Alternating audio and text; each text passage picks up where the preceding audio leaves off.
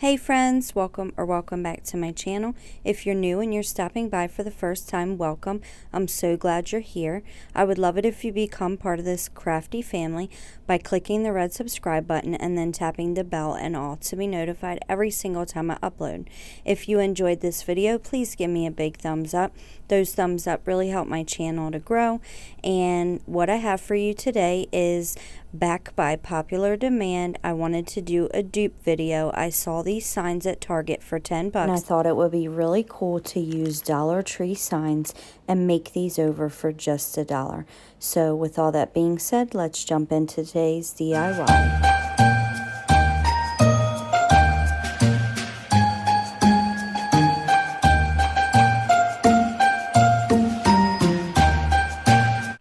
Okay guys, so to start off, I have these 4 signs. This lemonade one I got back in the summer, and then I have just a few different ones you can see here. Now to start off, I'm just going to take the scissors and cut all the strings off the ones that have hangers. Now this one I am just taking my staple pull and I'm just pulling those staples out. So for this Merry Christmas one and the other ones that have glitter, I take my putty knife and I just scrape away the glitter first. I then vacuum it up, sweep it up, whatever you want to do.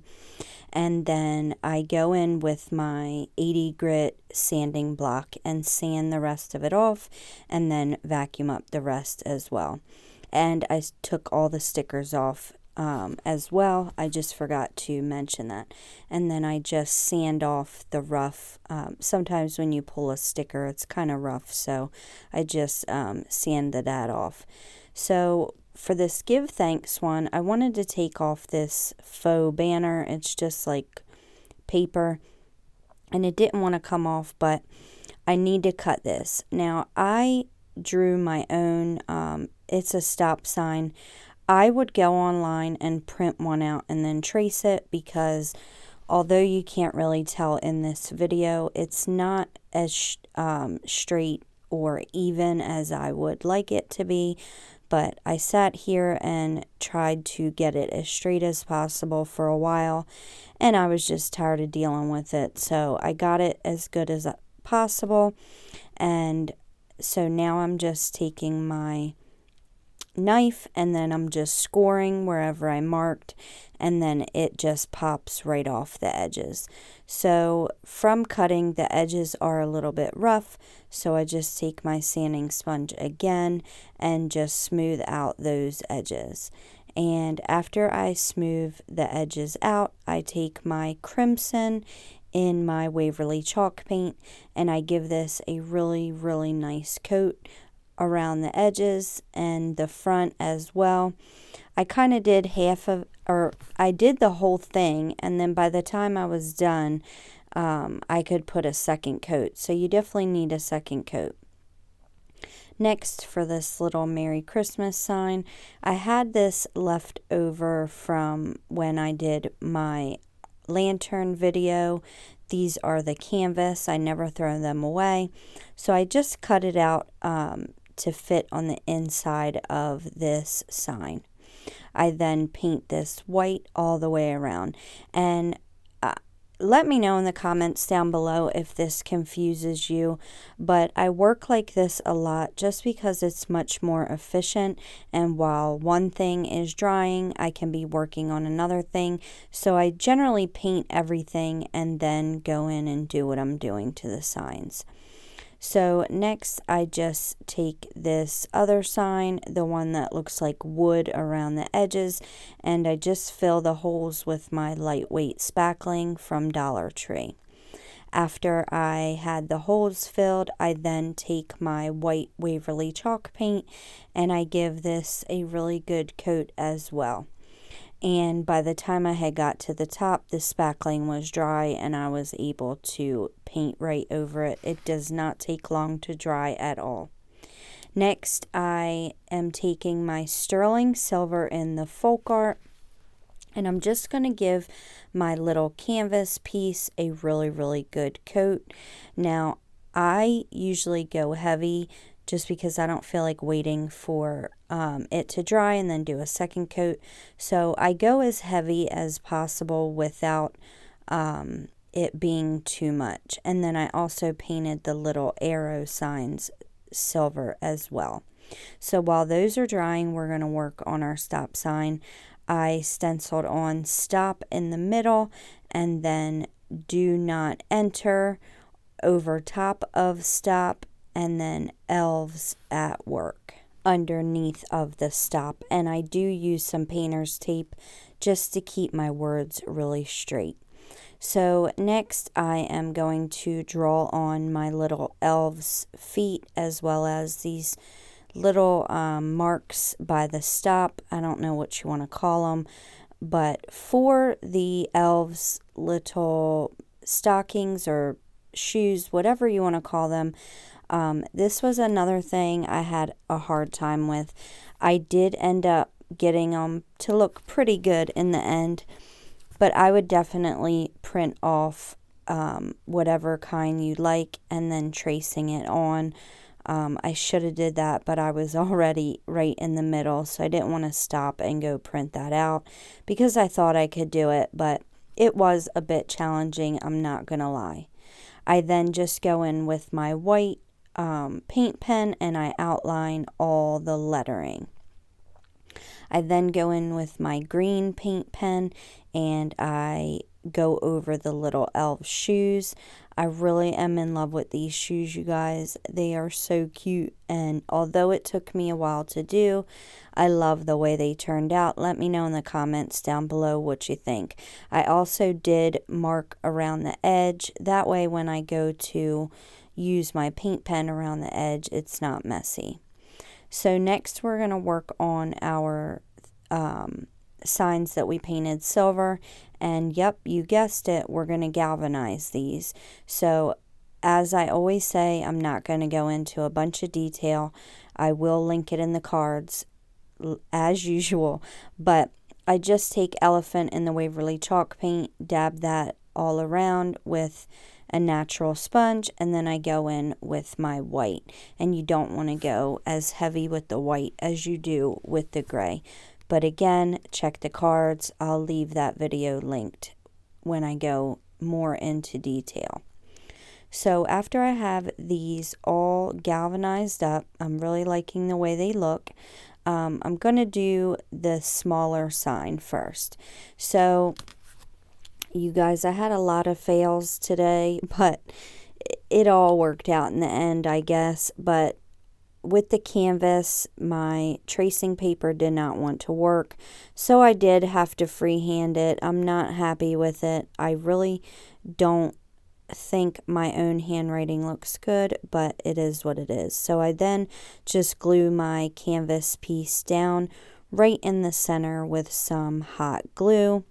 And after I glue that down, I have this really big box of gems, and I've used these before, but I just take some smaller pearls and I glue them around my faux galvanized piece to look like they are holding it on, and I just secure them down with some hot glue.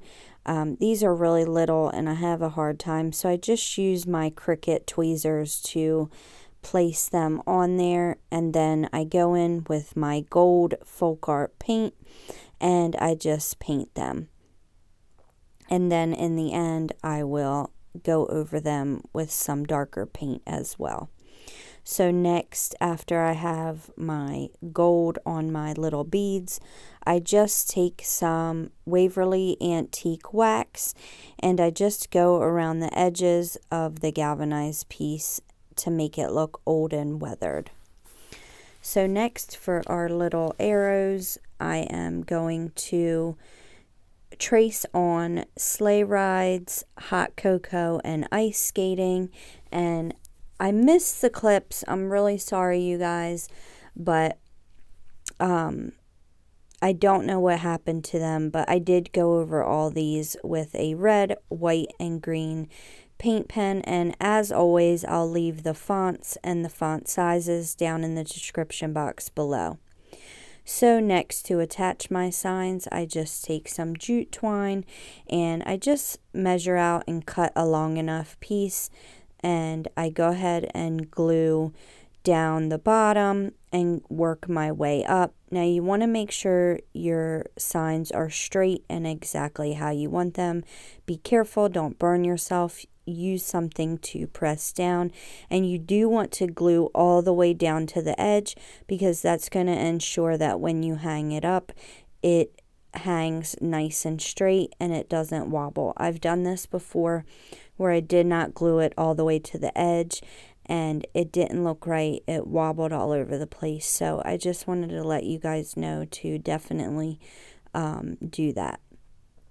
So once I have my twine in place, I just go ahead and cut the end off after I did the right hand side, and I did that side exactly how I did the left. I just started from the top and worked my way down instead of starting from the bottom. And after that, look how cute this is. I don't know which one's my favorite. I always ask you guys to let me know, so let me know. So next we're going to work on our sign. This is the biggest sign of them all, and in the pictures, you know, where I got this idea, there were 2 lines, so I made 2 lines, and the lines weren't really dark, so I end up just leaving it as a pencil mark, and it looks good like that in my opinion. So I take my not ink, what am I talking about? I take my wax, antique wax in the Waverly, and I just go around the edges like I always do. I just dry brush it on there. Again, it makes it look old and weathered. I usually do black, but I'm kind of liking the antique wax. I don't know, let me know what you guys think. But I then just go up and down with the same paint or wax, whatever you want to call it. And I did it up and down because that's the way it was in the actual product that I saw. So I liked the way it looks, so that's why I did it that way. I then printed out these warming station, and I traced that in the middle. And then on the top, I traced North Pole. I had these stencils, and then on the bottom, traced warm up and get cozy. So this is what it looks like after you've traced all your stuff on there. And I forgot to mention that the North Pole is a different stencil than the warm up and get cozy, obviously, but I got them both from Walmart, and they are folkart brand.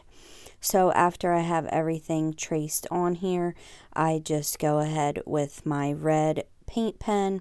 And I wanted to mention too, you guys probably wondering why I always trace the letters out from the stencil, and I just have more control that way.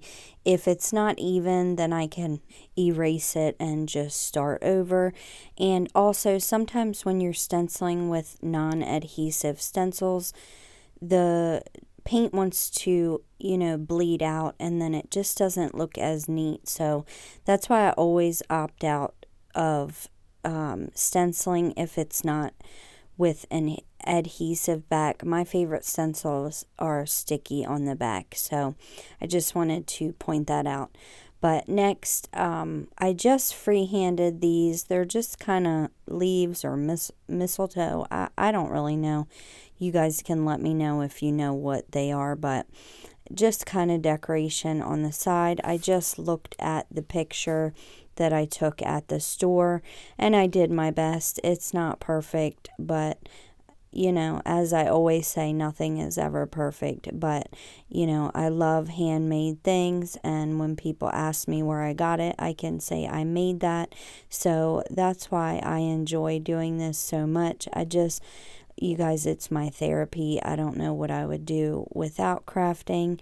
So you can always go right on the internet and print out, you know, pictures of leaves or whatever this is. But I figured that they were easy enough that really anybody, it's just a bunch of lines with just little leaves on the end. So totally up to you, totally your preference. So after I have them both on the side, the leaves or whatever it is on each side of North Pole, I then just go ahead in with some red berries. It was like this in the actual picture as well. So I just went around where it was in the picture, added a few extra because I didn't think it had enough, and then put a few stars around, a few right in the middle, and then a few more red dots randomly. And I wanted to mention too, on the warming station, it has this outline shadow thing, and I do always do that afterwards, because if you try to do it and trace it on, it doesn't ever come out for me right, but it might for you. Try it, see what happens. But thank you guys so much for watching. I appreciate every single one of you. I appreciate all my old subscribers, all my new subscribers. I love you guys so much. I love chatting with you down in the comments down below. You guys are always so sweet. You leave such kind comments, and I really try my hardest to get back to every single one of you. So don't forget to subscribe, thumbs up, and I'll catch you in the next one. Bye.